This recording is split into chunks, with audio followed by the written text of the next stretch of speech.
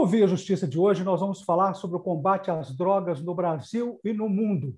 No final de junho, a EJEF, a Escola Judicial Desembargador Edésio Fernandes, do Tribunal de Justiça de Minas Gerais, debateu o tema num webinário com um enfoque multidisciplinar.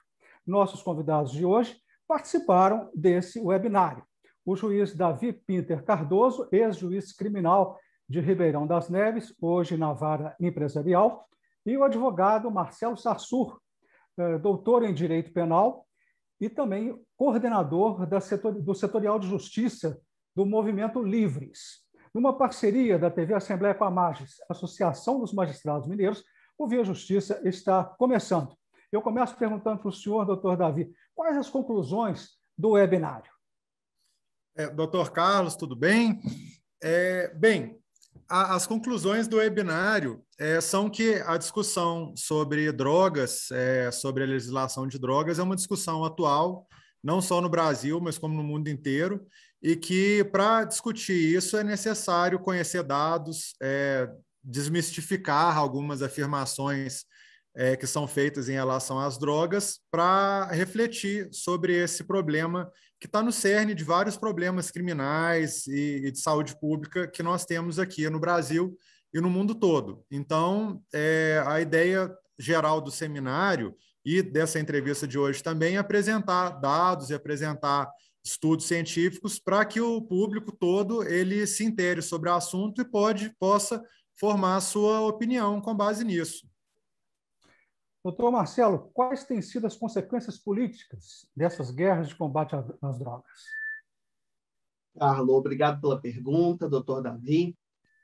O que nós percebemos é que o proibicionismo das drogas é um fenômeno recente, ele começa no início do século passado, do século XX, por volta da década de 20, década de 30 do século passado, e se estende até hoje, já completa 100 anos de uma mesma política.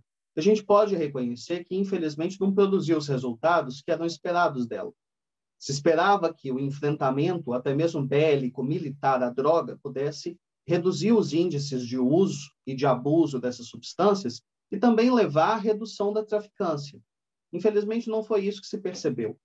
E é justamente por conta desse fracasso, na ponta final, da não entrega dos resultados que foram prometidos, que é necessário sempre repensar essa política de drogas e adequá-la não só às condições específicas do Brasil, dentro da América do Sul, mas especialmente ao momento de hoje, em que nós já temos mais conhecimento sobre essas substâncias e podemos fazer uma separação entre o joio e o trigo. No primeiro painel, o webinário da EJEF debateu a realidade latino-americana de combate às drogas. Doutor Davi, qual que é essa realidade? Bem, a América Latina adotou, a partir da década de 1970, a política de guerra às drogas. Quem cunhou o termo guerra às drogas foi o presidente norte-americano Richard Nixon, em uma entrevista que ele deu em 1972. A partir desse ano de 1972, os Estados Unidos passou a tratar esse problema de droga cada vez mais sobre um viés belicista, sobre uma questão criminal, policial.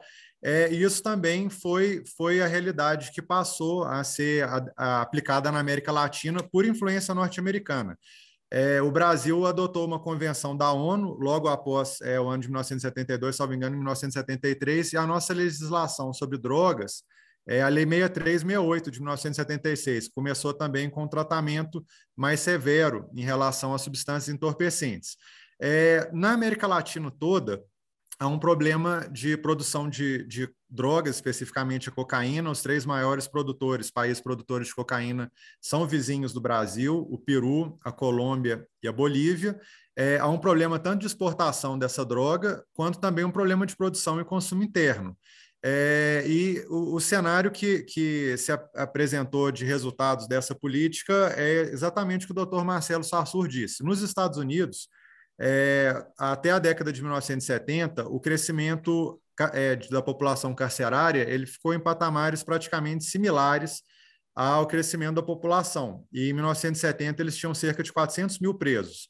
Após essa declaração de guerra às drogas, esse número saiu de 400 mil para atualmente cerca de 2 milhões e 300. No Brasil também, em 1990, o Brasil tinha cerca de 90 mil presos e atualmente tem cerca de 760 mil. um terço aproximadamente desses presos por causa de tráfico de drogas. O tráfico de drogas hoje é o ato criminal mais punido no Brasil. E esse aumento astronômico da população carcerária não resultou em melhoria em índices de homicídios, por exemplo, que é um dado mais confiável de violência. Os Estados Unidos são o único país rico do mundo que tem cidades entre as 50 mais violentas do mundo. Eles têm 4 cidades nessa lista e o Brasil tem 10 cidades nessa lista. O Brasil tem cerca de 60 mil homicídios por ano, é um número muito elevado. Então, tudo indica que na América Latina essa política de enfrentamento, inclusive, gerou vários problemas políticos na Nicarágua, em outros países. Operações norte-americanas são muito questionadas, na Colômbia também. E além desses problemas políticos de enfrentamento, não tem reduzido o problema conflagrado de violência na sociedade latino-americana. Doutor Marcelo, a partir desses dados, né, que o doutor Davi está colocando, o que o webinário conclui? A política de repressão está errada? É preciso de uma alteração na legislação para esse combate às drogas? Pois bem, Carlos. Infelizmente, a última modificação que nós tivemos na Lei de Drogas, que foi a Lei 11.343 de 2006, ela foi uma modificação para pior. Ela fez agravar o problema das longas penas de prisão aplicadas ao crime de tráfico de drogas. E no tocante à questão do porte para uso, em que parecia que nós tínhamos um avanço ao retirar a pena de prisão dessas condutas, que antes era prevista na Lei 6368 de 76, essa retirada acabou fazendo, na prática, com que a autoridade policial, para não perder a prisão em flagrante daquele enquadrado, daquele suspeito, acabasse forçando o enquadramento na figura do tráfico, e não mais no porte para uso. Aqui vale reforçar, o doutor Davi trouxe os dados assustadores do encarceramento nos Estados Unidos, e naquele país havia uma diferença, até os idos de 2008, 2009, entre quem era apanhado portando cocaína, em que a pena para cocaína em pó era muito mais baixa, e uma pena elevadíssima aplicada a quem era apanhado portando o crack, que é uma subforma da cocaína. Então, nota-se aqui existe um viés de classe, um viés de raça, que infelizmente atrapalha as atividades, não só do policiamento, mas também da administração dos órgãos da justiça criminal. Pode ser a acusação, pode ser a magistratura, pode ser até mesmo a defesa.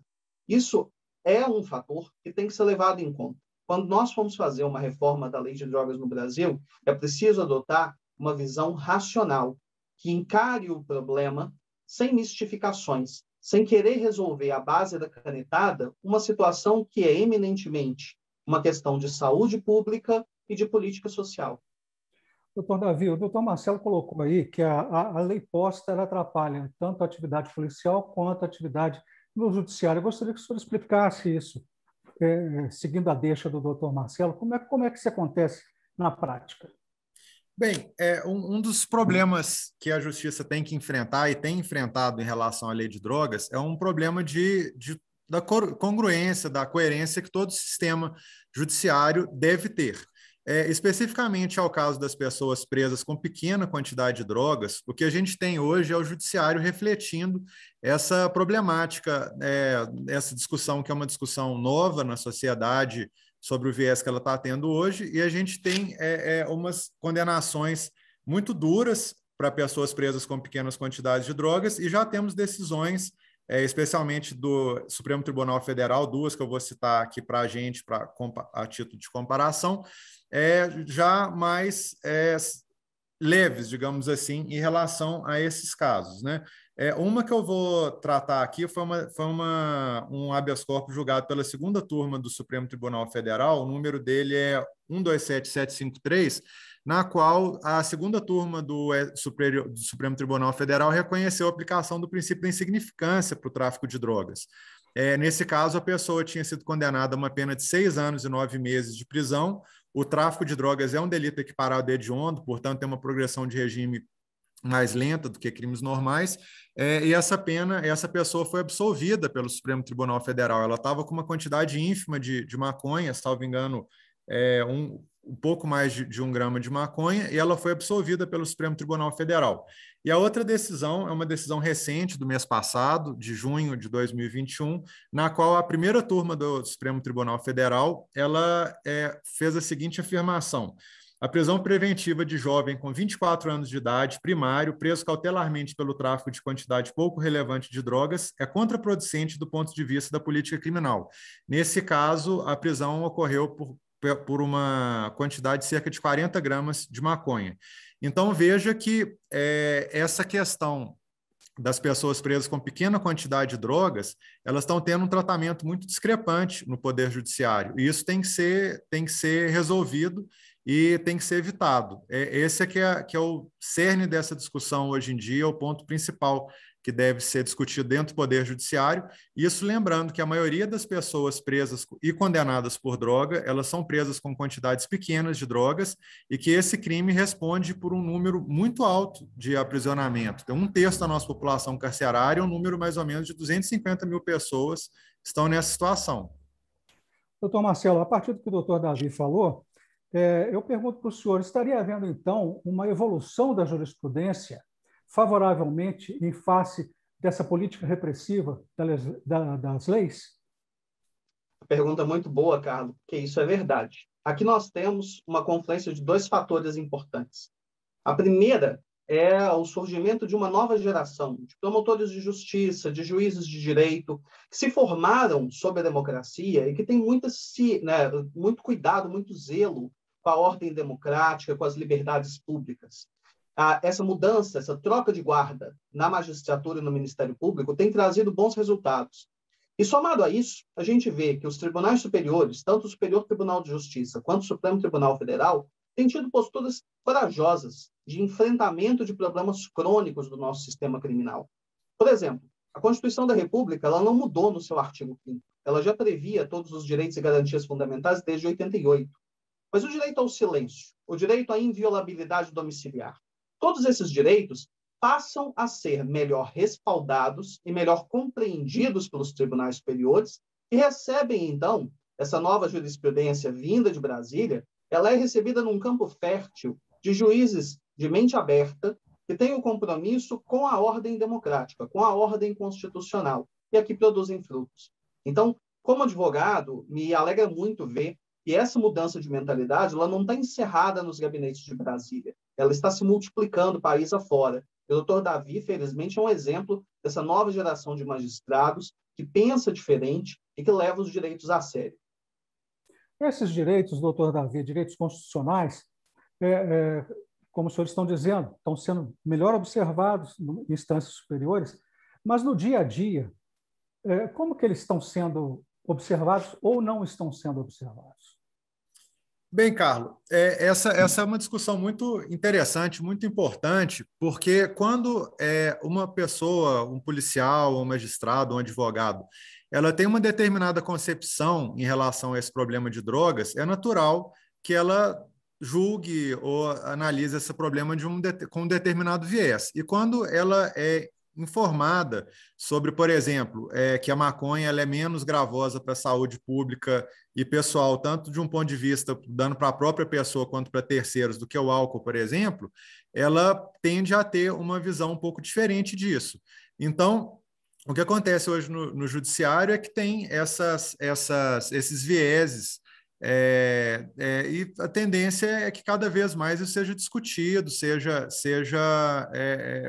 analisado. Hoje em dia, o que a gente tem é que, efetivamente, a maioria dos juízes, eles ainda estão com uma visão, digamos assim, antiga dessa situação.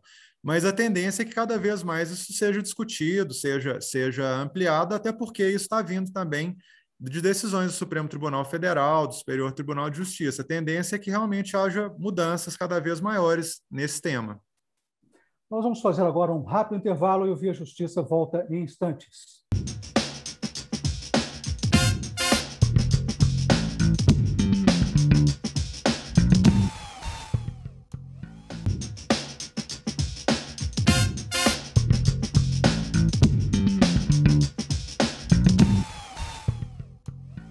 O Via Justiça de volta. Hoje nós estamos debatendo sobre o combate às drogas no Brasil e no mundo.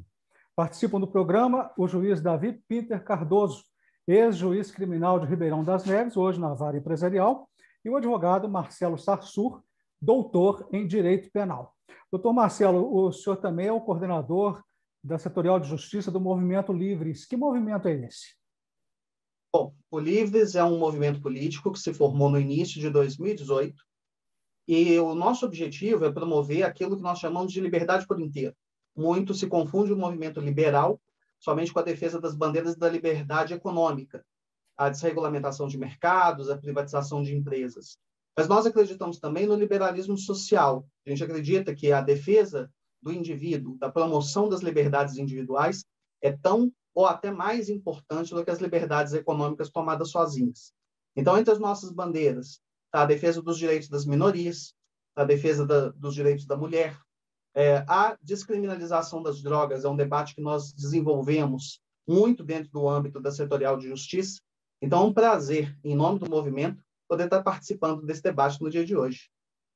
Doutor Davi, no webinário, o promotor Guilherme ele chegou a dizer o seguinte: especialistas consideram que a guerra no Brasil não é uma guerra contra as drogas, mas contra pessoas.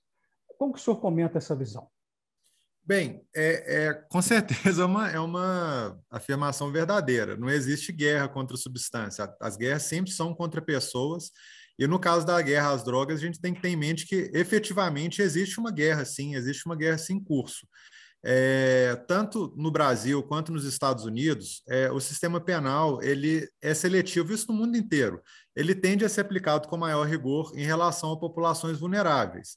Se você pega dados criminais, no Brasil e nos Estados Unidos, a quantidade de pessoas presas de classes sociais mais pobres, pessoas negras, os dois países têm um histórico de escravidão, tem a maior parte da população carcerária é oriunda dessas classes mais vulneráveis e da parcela negra da população, menos escolarizada.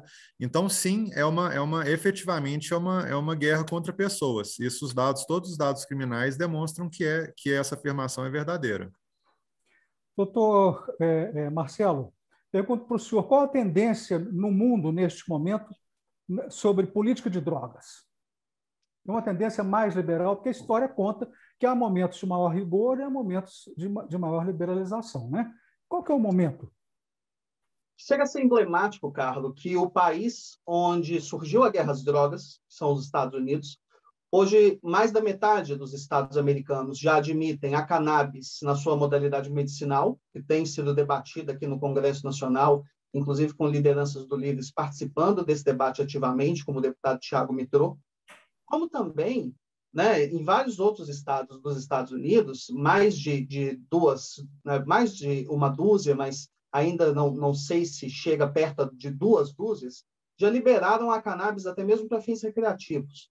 Ou seja, se a onda era a do proibicionismo há 50 anos atrás, o que nós temos percebido recentemente é um refluxo dessa onda proibicionista, dessa onda alarmista. Começa em Portugal, nos anos 2000, depois outros projetos de desregulamentação e de liberalização mundo afora. O Uruguai, nosso vizinho, adota essa política por volta de 2014, 2016. Agora, não sei precisar direito a data para você. Mas essas experiências têm dado resultado e têm dado frutos. E é importante destacar, ninguém aqui faz a apologia do abuso de drogas, como ninguém faria a apologia do abuso do cigarro ou abuso do álcool. Toda e qualquer substância tomada em abuso, tomada como dependência, é nociva, é lesiva. O que nós temos que decidir enquanto sociedade, enquanto sujeitos adultos, maiores, responsáveis e capazes, é escolher até onde vale a pena levar um enfrentamento bélico da droga, que resulta, como resultou no Rio de Janeiro, em Jacarezinho, na perda de 28 vidas humanas numa única operação policial, ou que nós devemos pensar numa alternativa que custe menos. Não só custe menos em valores pecuniários para o Estado, mas especialmente custe menos em sofrimento e em vidas humanas. Pergunto para o senhor, doutor Davi, as mudanças em algumas destas políticas nos países que começaram a legalizar as drogas, elas trouxeram a diminuição da violência? Carlos, eu vou citar primeiro o exemplo de Portugal, que o doutor Marcelo Sarsur tratou, porque o problema basicamente é o seguinte: a gente tem que saber diferenciar até que ponto que a droga gera violência, até que ponto que a proibição das drogas gera violência, e até o momento que a gente pode trazer para a nossa realidade problemas de outros países. Então, vamos falar primeiro de países ricos, países que não têm uma desigualdade social, não têm pobreza extrema como o Brasil. Portugal legalizou não só a maconha, mas como todas as drogas em 2001. Lá não teve um aumento expressivo do uso de drogas. Na verdade, Portugal é um país que tem menos problemas por uso abusivo de drogas do continente europeu. O promotor de justiça que participou no nosso quadro, no webinário, no segundo quadro, Dr. Runar Torgersen, é norueguês, e ele citou: a Noruega é um dos países com IDH mais alto do mundo. Ele citou Portugal como um exemplo de uma política de drogas moderna e bem-sucedida. Esse é um cenário de país rico. Agora, um cenário do Brasil, um país que tem 13% da população abaixo da linha da pobreza extrema, é um país que agora soltou um dado recentemente que 1% da população nossa tem 50% da renda nacional. Então, o que a gente teria que pensar é o seguinte: o que está gerando a violência no nosso país? São as drogas, é a proibição das drogas, é a pobreza extrema, é a desigualdade social, porque, a bem da verdade, tudo indica, todos os dados científicos, todos os estudos sociológicos indicam que proibir ou regulamentar drogas não altera muito o quadro de uso abusivo de drogas, que sim, obviamente tem que ser evitado. Agora, a Comissão Global de Drogas, o próprio STJ, um relatório do STJ, com 2 ministros do STJ, para a alteração da legislação de drogas, apontam a política de proibicionismo de drogas como responsável por fortalecimento de grupos criminosos e por aumento da violência. Então, talvez o que a gente tem aqui no Brasil seja uma redução da violência com isso e uma migração do crime também para outros setores, digamos assim, né? Uma redução do financiamento dessas organizações criminosas e uma migração para outros setores, porque também achar que regulamentar a droga vai resolver todos os problemas do Brasil, obviamente que não vai. O Brasil vai continuar tendo pobreza extrema, vai continuar tendo desigualdade social. Isso vai continuar tendo impacto na nossa sociedade e no grau de violência que a gente tem aqui no nosso país. Observei que o senhor coloca 3 verbos: legalizar, liberar ou reprimir, né? Quem está certo em relação a esses caminhos? Pergunta o doutor Marcelo. Bom, aqui a gente pode falar de diversas modalidades. Podemos falar da descriminalização, que é deixar de considerar o tráfico ou o porte para uso enquanto crime, da despenalização, que já foi operada em relação ao porte de drogas, que não mais carrega pena de prisão, mas ainda não foi operada em relação ao tráfico. Podemos falar aqui da regulamentação, da legalização pela via de regras impostas pelo Estado para a comercialização e para a administração dessas substâncias. E nós podemos falar simplesmente da liberação, ou seja, da revogação das regras pertinentes, e isso ficaria sendo regido pelo próprio mercado em seu parâmetro livre. Não é bem por aí, né? Ninguém defende a liberalização pura e simples, mesmo porque essas substâncias tomadas em excesso, elas são perigosas, elas causam dependência. Mas também, diversos medicamentos que são vendidos em farmácia nos dias de hoje, aqueles de tarja preta, de receituário controlado, também causam dependência, também causam vício, também causam lesões à saúde, e são ministrados de acordo com regras do Estado.